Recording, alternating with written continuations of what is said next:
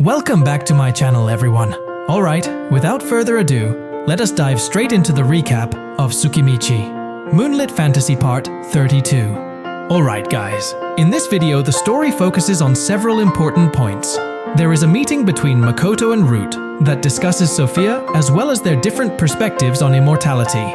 On the other side, there is also a meeting between Root and Aznoval, which begins to reveal the positions of the origin adventurers and the situation in the city of Tsige. Now, the story begins on the top floor of the new Kuzunoha office, where the atmosphere suddenly becomes tense. Without wasting any time, Makoto directly confronts Root with a serious attitude. He demands an explanation about the appearance of Sophia in the form of a young girl who had once stood right in front of him. Hearing this, Root explains everything. According to him, Sophia truly died. However, Root revived her so that Sophia could take responsibility for the actions she committed in the past. In addition to that, part of Root's own power was implanted into Sophia's body, turning her into a completely different existence from before. So, Root chose to recycle Sophia. The method he used was quite extreme, as he implanted special memories to ensure that Sophia would fully obey her father.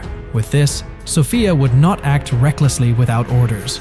Root then adds that Sophia is currently working hard in Kalinaon. She is directly involved in the city's reconstruction process and, surprisingly, seems to enjoy her role when asked to help. For Root, giving a second chance to those who have committed mistakes is not something wrong. Root also explains why Sophia was revived in her teenage form. According to him, adolescence is the most ideal phase to refine techniques and develop the knowledge that Sophia possesses. After hearing this explanation, Makoto finally understands the reason behind the existence of teenage Sophia. However, his curiosity does not stop there. He immediately shifts the topic to the origin adventurers. Makoto has already obtained some information about them, but since Root is the creator of the Adventurers Guild, he wants to hear the explanation directly from him. Root appears to think for a moment, then shows curiosity about where Makoto obtained that information. Makoto explains that he learned everything from Rokuya. Upon hearing that name, Root's expression changes, as if he is swept by nostalgia. He even looks pleased and begins to describe Rokuya as a loner who enjoys drawing. In Root's view, Rokuya is the type of person who, even while killing, still shows sadness in his eyes. However, Root also admits that he never expected the origin adventurers to be inside the labyrinth. He has never heard such information, not even from the dragon Doma. Even so, Root reassures Makoto by saying that he has no intention of taking sides. He will only observe the origin adventurers quietly from the shadows. A moment later, Makoto asks a more personal question. He asks why the origin adventurers were made immortal. For Makoto, immortality is not a blessing, but a punishment. He dislikes the idea of eternal life, where he would eventually become the only one left while everyone else has already died. Makoto feels that a long lifespan makes far more sense than living forever, and he asks Root for an honest explanation. Root agrees to the request, even though he doubts that Makoto will be able to accept it. He emphasizes that everything he is about to tell is history from the past that has already concluded, and all the parties involved have accepted their fate. Although Makoto finds it difficult to see immortality as something belonging to the past, since Rokuya is still alive to this day, Root begins his story nonetheless. After finishing her story, Root leaves without another word, leaving Makoto alone. Makoto remains standing where he is, not moving even slightly. His mind is in turmoil as he tries to process all the information that Root has just revealed with complete honesty, without hiding anything. From that explanation, it becomes clear that in the past, Root once possessed a dangerous ambition, which was to devour the superior dragons in order to absorb their power. Sophia once held a similar ambition. The difference is that Root's desire came to a halt after she met the man who later became her husband. Because she saw her own reflection in Sophia, Root ultimately gave Sophia a second chance. However, the surprises do not end there. Root also admits that she once consumed Doma and Azuma. To atone for her sins, Root later established the Adventurers Guild, granted immortality to Rokuya and his group, and asked them to withdraw from the stage of history. She did all of this to preserve the balance of the world, especially when the major nations began to fall into instability. Makoto reflects in silence, Logically, Root's explanation sounds reasonable and well-structured. Emotionally, however, he still finds it difficult to truly accept it.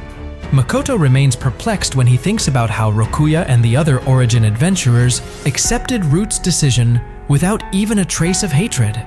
He briefly wonders whether there truly was no one who opposed it, but Root chooses to remain silent without giving an answer. That attitude only makes Makoto feel even more confused, and he even feels foolish for asking the question in the first place. In his heart, Makoto begins to question whether he is simply being too stubborn because he is fed up with the concept of immortality itself.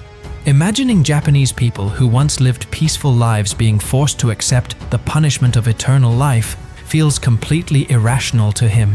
He promises himself that he will ask Rokuya directly about all of this later, even though merely thinking about it already makes him feel uncomfortable. Makoto's thoughts are interrupted when the door to the room opens. A Highland orc girl working in Tsige looks at him with a face full of concern. Makoto flinches, only then realizing that he has been lost in thought so deeply that he did not hear the repeated knocking on the door. Awkwardly, he explains that he was simply thinking about something that is already resolved. Seeing that the staff member still looks worried, Makoto takes his leave. He intends to return to Laurel as soon as possible to settle the matters that are still waiting for him there. He entrusts the safety of Tigge to his subordinates, and also to Laurel. After the girl leaves, Makoto slaps both of his cheeks firmly to regain his focus. He realizes that he cannot afford to remain trapped in prolonged contemplation. Even though he still does not fully understand Root's actions in the past, for now Makoto chooses to stop guessing at Root's true intentions. What matters most to him is focusing on the problems in Tsige and Laurel. With that resolve, Makoto sets off toward Laurel. Meanwhile, far away from the Kuzunoha office, Root suddenly stops walking with an uneasy feeling in her chest. She feels unsettled because Makoto's anger is far beyond what she had anticipated. Root had previously assumed that Makoto would only be surprised, not openly angry, when discussing Sophia and the Origin adventurers.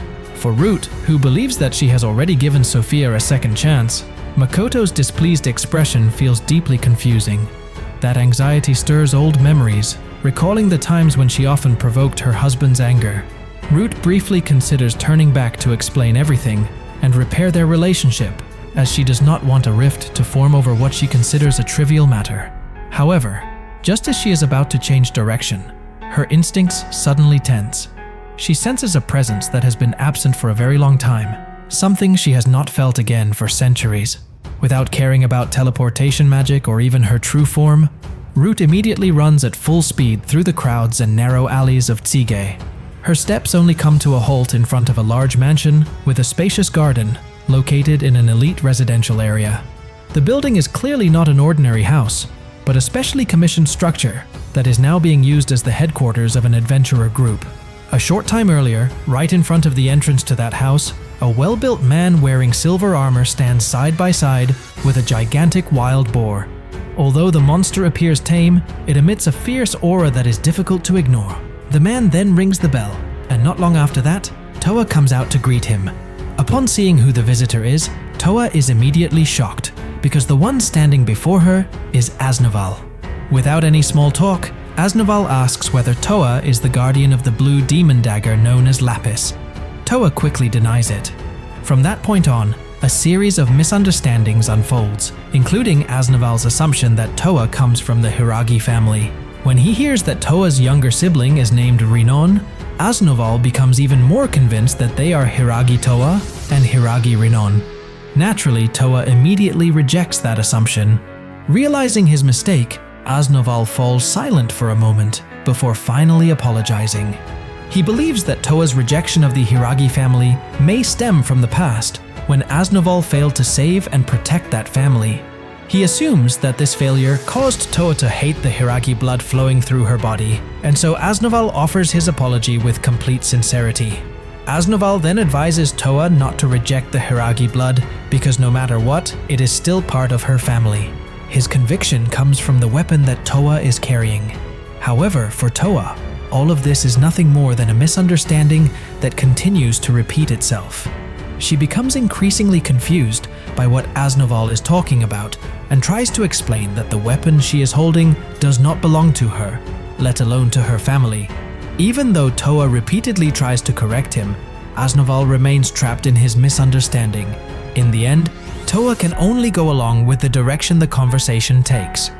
Aznoval then declares his intention to protect the descendants of the Hiragi family and asks what Toa truly desires.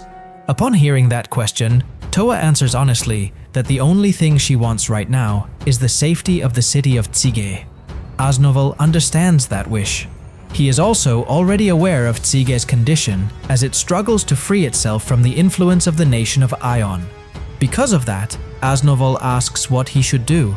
Toa herself does not actually know how to respond, but she suggests that Aznoval help people who are currently in trouble. Not long after that, Aznoval asks for permission to borrow Toa's weapon for a short while. Calmly, Toa reveals an object wrapped in dark brown cloth.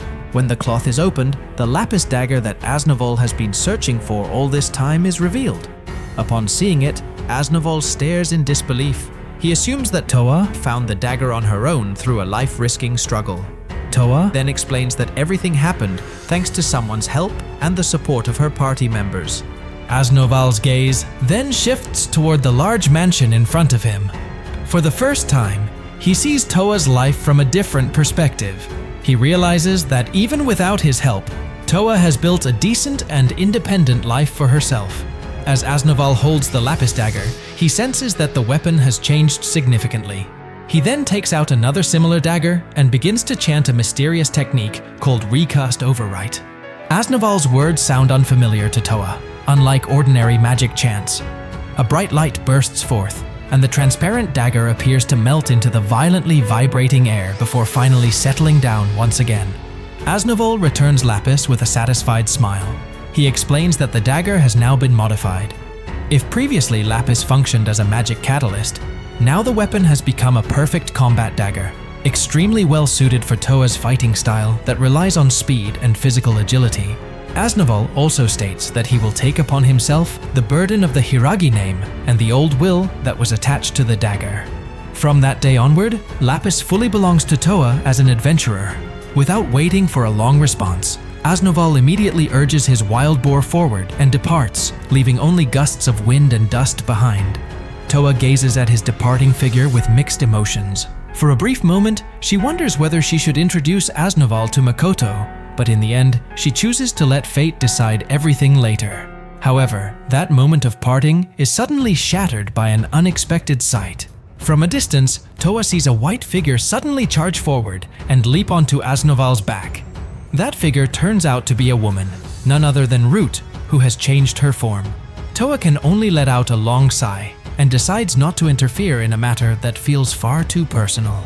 With a much lighter feeling in her heart, Toa closes the door to her house. Elsewhere, Aznoval now lies sprawled on the ground after receiving a physical blow that he never anticipated. While grimacing, he mutters that even though he is a legendary knight, there are still new experiences, such as being knocked down by a humanoid being. Above him, Root, now in the form of an extraordinarily beautiful woman with long silver hair, looks down at him with eyes sparkling with longing. For Root, being able to see Aznoval directly after such a long time feels like a miracle that has finally come true. Aznoval himself is confused by Root's change in form. The last time he knew, that dragon lived as a man.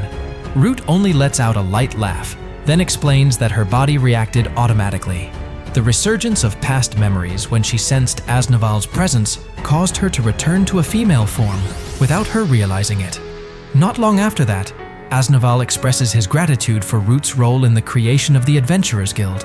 Upon hearing this, Root instead feels puzzled. In her view, Aznoval and the Origin Adventurers should harbor resentment, considering that they became immortal as a result of Root's ambition to create a perfect Adventurers Guild. However, Aznoval firmly states that he has no reason to hate Root.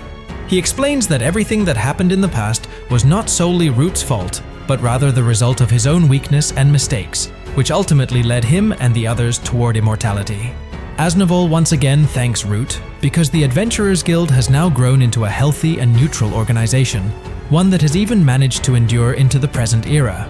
Root then reveals that she actually once intended to give Aznoval and the other Origin adventurers very favorable positions within the guild. Positions that would be comfortable and enjoyable so that they would never feel bored. However, Aznoval calmly refuses the offer. According to him, there are already many younger generations who are far more deserving of filling those roles, including Sophia, who inherits Root's blood.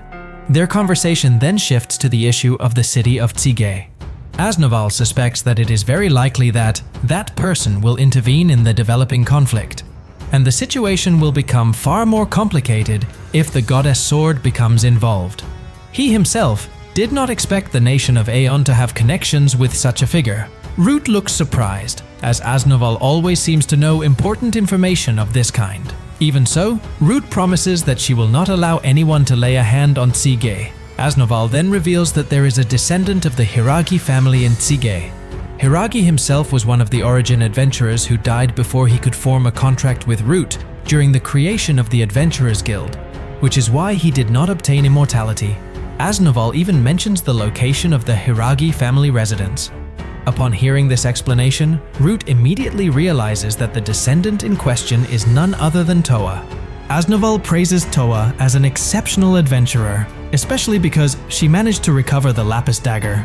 Root adds that Toa actually received a great deal of help from various parties, including the Kuzunoha Company. In fact, it was a mission given by the Kuzunoha Company that ultimately guided Toa to find the dagger in the desert. Their conversation continues and briefly touches on Makoto. Aznoval firmly states that if Makoto were merely using Toa for his own personal interests, then he would never forgive him. Not long after that, Aznoval senses that someone is eavesdropping on their conversation. He immediately realizes that the presence belongs to the goddess sword. Root also recognizes the figure, named Alte Baret. Alte appears with a cynical attitude, mocking Root for being so busy that she even had to change her form. Alte declares that she has been sent directly by the goddess to assist the nation of Ion and states her intention to eliminate all rebellious factions. Root quickly understands that Alte's true target is Toa. She firmly declares that she will not allow Alte to exploit Toa. To Aznoval, Root explains that Alte's arrival is connected to the Lapis dagger. Aznoval is momentarily confused, considering that he has just modified the dagger with his own power. However, Root emphasizes that the problem does not lie in the power of Lapis itself, but rather in how Toa was able to obtain the dagger again. Root then reveals that Makoto and the Kuzunoha Company are the ones who guided Toa to find Lapis in the desert. This fact is being exploited by their enemies to provoke Toa and attempt to damage the good relationship between Toa and Makoto. Considering that Makoto is a wise who has now become a crucial pillar of Tsige's independence, Root cannot allow even the smallest crack to grow into a major conflict. Aznoval nods, understanding the situation. From his perspective, Makoto sounds like someone who is overly naive, often taking action without careful calculation and unintentionally creating problems that have the potential to escalate. Even so, Aznoval firmly states that he will still protect Toa. Not long after that, Aznoval draws his great sword. The weapon has a unique shape, resembling a gigantic katana with disproportionate width, reminiscent of a shortened version of the Masamune sword. He prepares himself for battle. Root gives her full support, warning Alte not to underestimate Aznoval if she does not wish to be defeated in an instant.